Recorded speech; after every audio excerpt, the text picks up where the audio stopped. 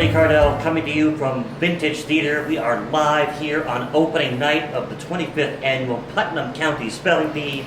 We're in season 1. This is episode 3 of Bernie at the Bar, and I am so thrilled to have Carter Edward Smith with us tonight, director of Spelling Bee, opening tonight to a sold-out crowd. How amazing is that? Yeah, it's pretty amazing. We're very lucky that the cast gets to be in front of a full house for their first night. Yeah.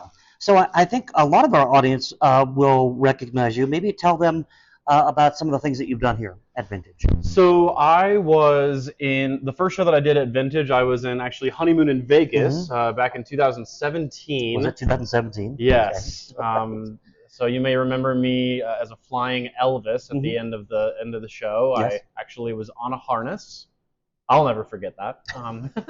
And then I also did Tuck Everlasting here back in 2019, and I played the role of Miles Tuck. And that was a really, really fun show. And since then, I've been a bartender here for the last 3 years. So it feels weird being on this side of the bar right now. That's right. I'm sure.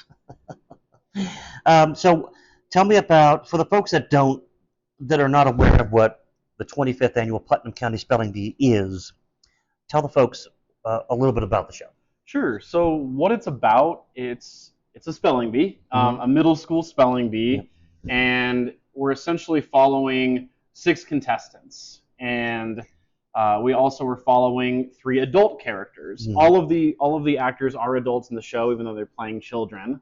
And basically, the show also involves audience spellers as the final element. So you've got the moderators of the spelling bee, Rona and Panch. You've got Mitch, the comfort counselor. You have the 6 contestants, and then every night we have 4 audience volunteers that are picked at random every night.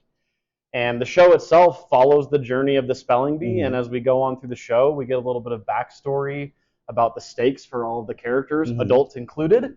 Yes. And basically, by the mid-show, you're really rooting for usually one person in particular, and it's about kind of seeing if they make it to the finish line. It's really fun. And what is it? So, and this year with Vintage, we had directors apply to direct certain shows, and you chose this show. Yeah. So what is it that you love about Spelling Bee? So I think what I really love about Spelling Bee, I saw it when it was on Broadway all the way back in 2008, a long time ago, and it's stuck with me since, because what I love about the show is that you have these characters that outside of the Spelling Bee they're kind of losers. They're not accepted by society. They're seen as different. They're seen as problematic, and for this hour and a half while they're at the Spelling Bee, they're rock stars. And I feel that parallel with theater, truthfully. As an actor myself in the theater community, I feel outside of theater, I don't necessarily think I'm a loser all the time. But I certainly don't feel home and as confident as I do when I get to be on the stage or be behind the table. So I think that that's something I hope that audiences can relate to as well, is being where you feel celebrated and where you feel like you can succeed. So something that the audience can relate to then is that everybody has somewhere that feels like home. Yes. Could be their home, or it could be a theater, or it could be a spelling bee, or any number of places. Absolutely. Yeah, really nice. This is also your first time directing. It is. What has that been like? I have to say, because of the cast and creative team and Vintage as well on all fronts, it's been relatively smooth. I think that ultimately it's been just a great learning experience. I had the fortune of talking to a few directors that I really admire before the process started, so I feel like I had some do's and don'ts going into it that helped me, but honestly, it's been really smooth because we were fortunate enough to have a cast that showed up to every rehearsal ready to work, excited to work. You could tell just in the auditions that this show meant a lot to them as well. We also have an incredible creative team that's made my job a lot easier.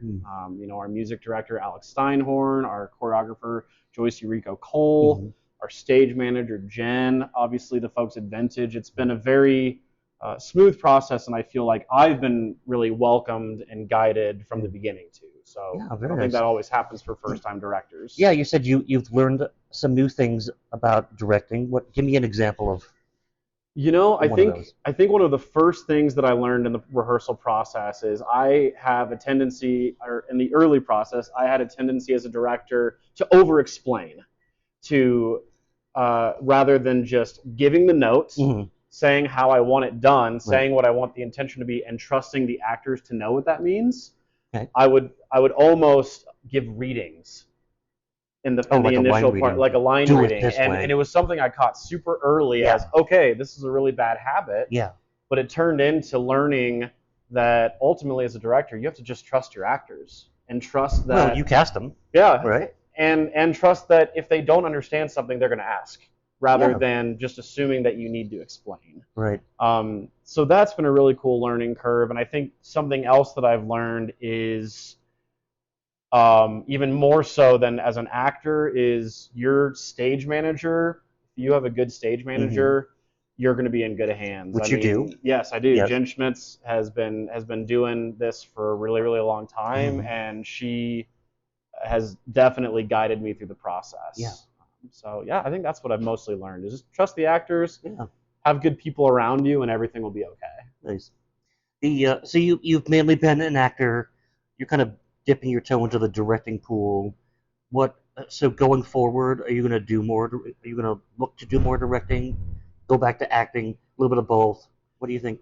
You know, the hope would be a little bit of both. Yeah. I think that it's interesting. I'm in a position where recently I made the choice to try to go back into pursuing theater full time.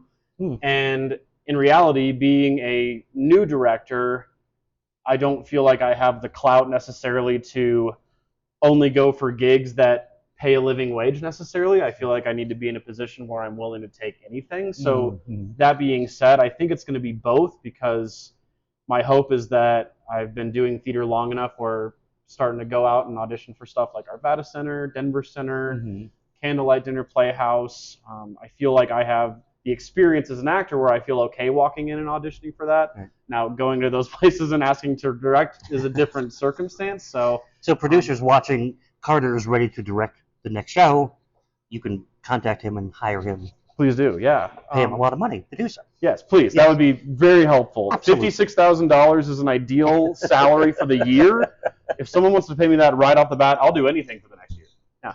Anything. That's great. It sounds like the future is very exciting. It is. It's one of those things where I was talking to a good friend. They said you're gonna regret it if you don't try. And I feel like I'm really grateful to be a part of this community and to have built up a support system over the last 12 years where I feel like it's time and it's exciting and I'm just excited for what's ahead. So for new directors just starting out, give us the one piece of advice that you would now give to someone just starting out directing. I would say three things. One, be prepared. Come prepared, ready to go. I feel like having the show blocked, having a plan for what I wanted and what the vision was for the show really benefited me, and it benefited the actors, and it benefited the creative team. Also be flexible. Understand that sometimes it's going to change, and that's okay. Yep. Some of the best things that have happened in this process have been actors bringing something to the table that I would have never thought of, and I can't now imagine seeing the show without those elements. Sure. And then thirdly would just be lean on your team. Yeah. If you're directing a musical especially, you're going to have an assistant director likely, you're going to have a music director, choreographer, absolutely, an assistant stage manager, a stage manager. I mean, lean on your team. Nice. And I've been fortunate enough to do that with this show, and I'm excited for audiences to see what this team has come up with. We have a sold-out opening night. Yeah. It's going to be pretty exciting. I am very excited. Yeah. Thank you so much for joining me today. Thanks for having me. Yeah. That's episode 3, Bernie at the Bar. Join us next time when we talk to someone else.